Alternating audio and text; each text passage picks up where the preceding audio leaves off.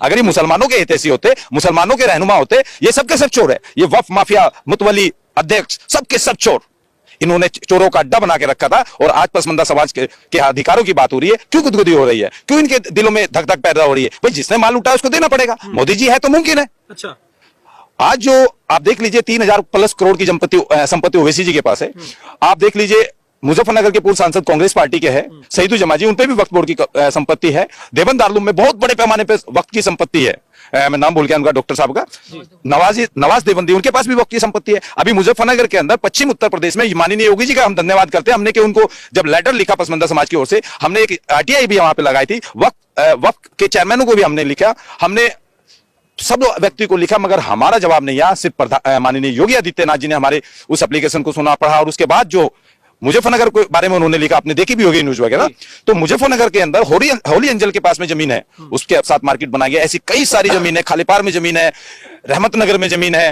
भाई क्या सारी चीजें यही लोग रखेंगे जो दबा कुचला वर्ग है? भाई हम ना तो हिंदू रहे ना मुसलमान रहे, क्योंकि आजादी से लेकर आज तक हम कन्वर्टेड मुसलमान है। चाहे वो नाई है, धोबी है, तेली है, पुंबा है, सक्का है, किसी भी बिरादरी का हो, वो मिरासी हो, सक्कार हो, अब्बासी हो या जुल्हाया हो, ये जितनी भी जातियां है, ये कन्वर्टेड मुसलमान है। इन्होंने इस्लाम धर्म कबूल किया, और जब इस्लाम धर्म कबूल किया है हमने, तो इस्लाम के बराबर हमें अधिकार होना चाहिए। इस्लाम में मुसलमान सब बराबर होने चाहिए। तो अशराफ जातियां आगे क्यों हैं? अशराफ जातियों में आज तक देख लीजिए वक्फ बोर्ड के जितने भी आला अधिकारी, चाहे मुतवली है, कोई भी है, सबके चोरों का अड्डा ये बना के रखा था, और इस चोरों का अड्डों ने सिर्फ अशराफ जातियों को लाभ दिया, अशराफ जातियों को आगे बढ़ा। आज प्रधानमंत्री जी जो है सबके साथ और सबके विकास की नीति लेकर चले और गरीबों के हक की बात कर रहे हैं, तो ये प्रदर्शन कर रहे हैं। 76 साल जब इन लोगों ने आंदोलन चला, 76 साल इस देश पे राज किया, 76 साल मुसलमानों के गरीबों के हक मार के रखे, तब इन लोगों को ख्याल क्यों नहीं आगे? पसमंदा मुसलमान गरीब जाति है, छोटी छोटी बिरादरी है, मिरासी बिरादरी एक ऐसी बिरादरी है जिसका भारत में कोई विधायक नहीं है, सांसद नहीं है, जिला पंचायत नहीं, प्रधान नहीं, ऐसी बिरादरियों के बारे में क्यों नहीं सोचा इन लोगों ने? क्या ये लोग हिंदुस्तान के मालिक बनकर और हिंदुस्तान में जो है सिर्फ हिंदू मुस्लिम हिंदू मुस्लिम हिंदू मुस्लिम, कब तक चलेगा ये सिस्टम? जुल्म ना करे।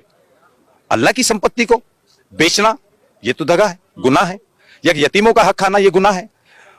मतलब जो सबसे गिरा हुआ तबका है, जो चीज उसके हक की है, उसको 76 साल से खाते आ रहे हैं। शेख सैयद मुगल पठान, क्या इन्हीं का हिंदुस्तान है? भाई मुगल जो थे वो हमारे तो वंशज नहीं है, ये लोग तो बाहर से आके हिंदुस्तान में रहे थे।